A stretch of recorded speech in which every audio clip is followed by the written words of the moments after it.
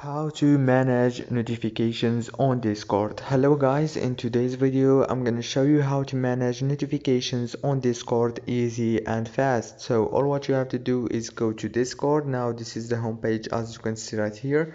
Go down and click on this option. After you choose this option, it will give you a lot of options. Now all what you have to do is go down and search for notifications, and here is it. Now click on notifications.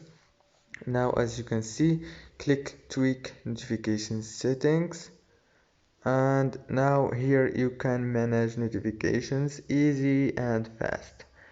As you can see, there is many options. The call, you can turn it on or turn it off as you want. There is the event live, the voice, the messages, the friends.